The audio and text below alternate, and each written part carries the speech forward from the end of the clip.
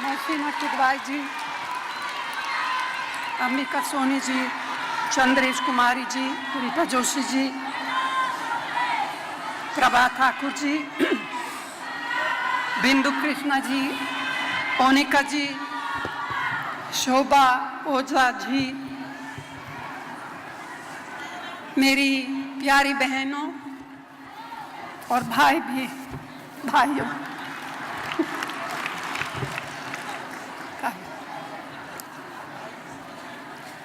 अभी मेरी कुछ बहनों ने राजीव जी की प्रेरणा से जो मंजिल हासिल की है उस बारे में अपने अनुभवों को हम सबको सामने रखा है और हम सभी को प्रेरित किया है।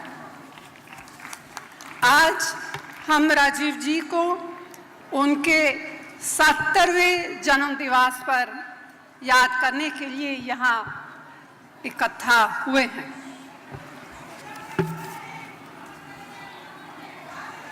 क्या राजीव जी नई पीढ़ी, नए भारत, नई शताब्दी और भारत के नए इतिहास के नेता थे। युवाओं की क्षमता और योग्यता को वह राष्ट्र के निर्माण का खास हिस्सा बनाना चाहते थे। आज वे भले ही हमारे बीच नहीं है, लेकिन उनके आदर्श और जिन मूल्यों के लिए उन्होंने अपने प्राण न्योछावर किए वे हमें हमेशा प्रेरणा देते रहेंगे। वे जब पार्टी के महासचिव बने थे तभी से वे खास तौर से 2 लक्ष्य अपनी निगाह में रखे थे। देश को 21वीं सदी में ले जाने की ठोस बुनियाद तैयार करना और महिलाओं का सशक्तिकरण करना। वे हमेशा कहा करते थे कि अपनी आधी आबादी की अनदेखी करके कोई देश आगे नहीं बढ़ सकता।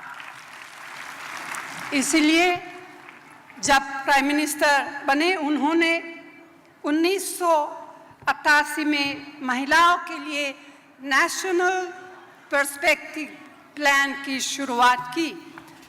महिलाओं को संपत्ति में अधिकार दिलाने का विचार भी उन्हीं का था और राष्ट्रीय महिला आयोग का गठन भी उन्हीं की दृष्टि का नतीजा है।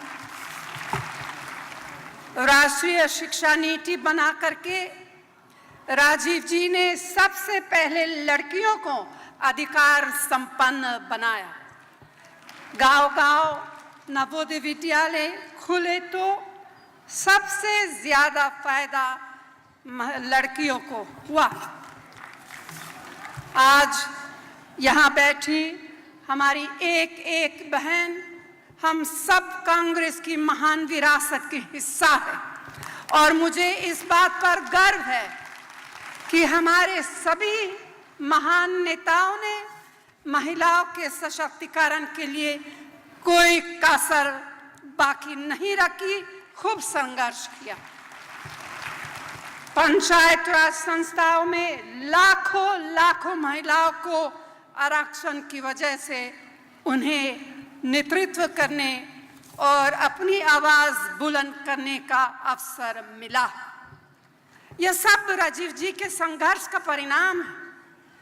वह चाहते थे, जैसे कि आप सब जानते हैं, कि संसद और विधानसभाओं में भी महिलाओं को 33% आरक्षण मिले।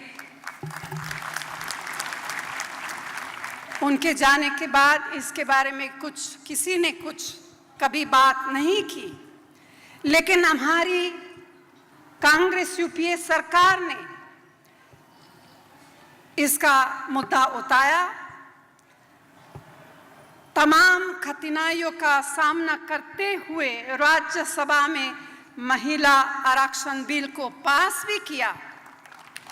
दुर्भाग्य से कुछ राजनीतिक दलों के कारण लोकसभा में वह पास नहीं हो पाया।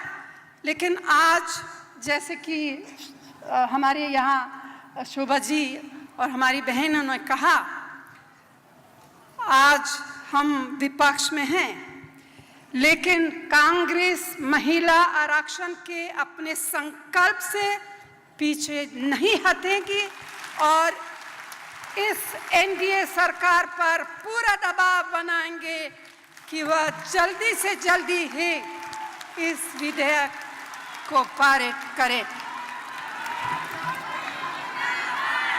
मेरी प्यारी बहनों, आज जो लोग सरकार में आ गए हैं वे अपनी पुरानी आदत के मुताबिक देश की जनता को कुछ अलग ही तस्वीर दिखा रहे हैं। जो योजनाएं कांग्रेस की यूपीए सरकार ने लागू किया था, ये लोग उन्हीं की फिर से घोषणा कर रहे हैं। आप ही मुझे बताइए कि क्या गांव-गांव में निर्मल भारत अभियान की शुरुआत किसने किया? आप बताइए। हमने ही किया। महात्मा गांधी नरेगा के तहत शौचालय बनाने की योजना किसने शुरू की? पिता की विरासत में महिलाओं को बराबर की हिस्सेदारी किसने दी? उन्हें घरेलू हिंसा से बचाने के लिए सख्त कानून किसने बनाया? लाखों महिलाओं को आर्थिक रूप से अपने पैरों पर खड़ा करने के लिए सेल्फ हेल्प ग्रुप्स को बढ़ावा किसने दिया? स्वरोजगार के लिए कम ब्याज पर कर्ज देने की व्यवस्था किसने शुरू किया? 4,80,000 महिलाओं को आशा योजना में नियुक्ति किसने किया? यह सब काम कांग्रेस की यूपीए सरकार ने किया है। हमने बच्चों के जन्म के समय माताओं को अस्पतालों में सभी सुविधाएं और दवाइयां पूरी तरह मुफ्त देने की योजना लागू की। बुजुर्गों और महिलाओं के लिए पेंशन की व्यवस्था कांग्रेस की हमारी यूपीए सरकार ने ही शुरू की। यही नहीं, हमने ही इंडिपेंडेंस के बाद, आजादी के बाद पहली बार महिला राष्ट्रपति और लोकसभा अध्यक्ष बनाया।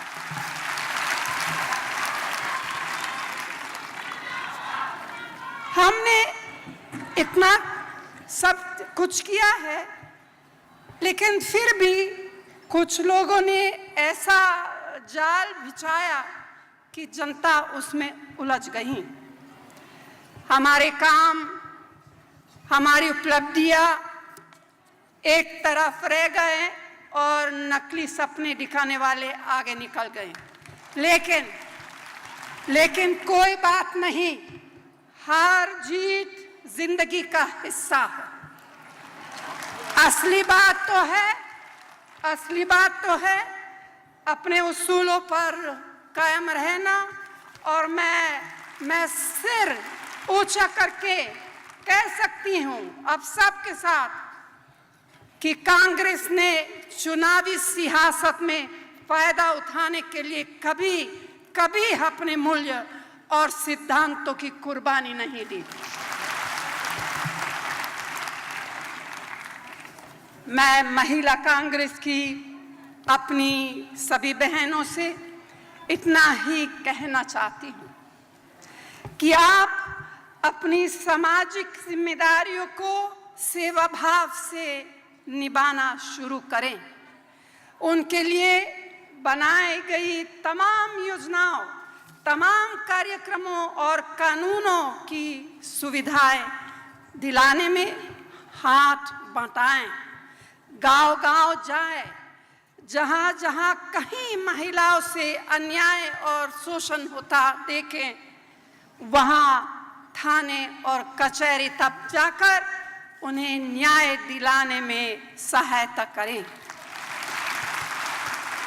भ्रूण हत्या, दहेज, महिलाओं पर घरेलू हिंसा और बलात्कार जैसे जुल्मों से हमारा सिर शर्म से झुक जाता है। हमें इन अपराधों के खिलाफ अपनी आवाज और जोरदार तरीके से उठानी है। हमें एक दूसरे की आवाज बनना है, एक दूसरे की ताकत बनना है और कांग्रेस को मजबूत करना है।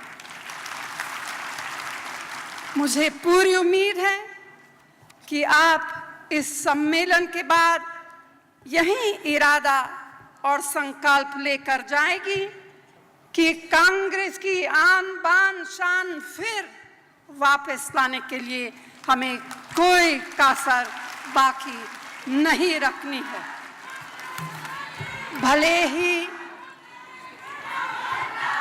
भले ही हमारे संघर्ष का रास्ता थोड़ा लंबा हो सकता है और हमें बहुत मेहनत करनी होगी, लेकिन मैं आपको विश्वास दिलाती हूँ कि अगर हम सब मिलजुल कर ज़मीनी काम करेंगे तो वो दिन जल्दी दूर नहीं है जब कांग्रेस फिर से अपने शिखर पर होगी।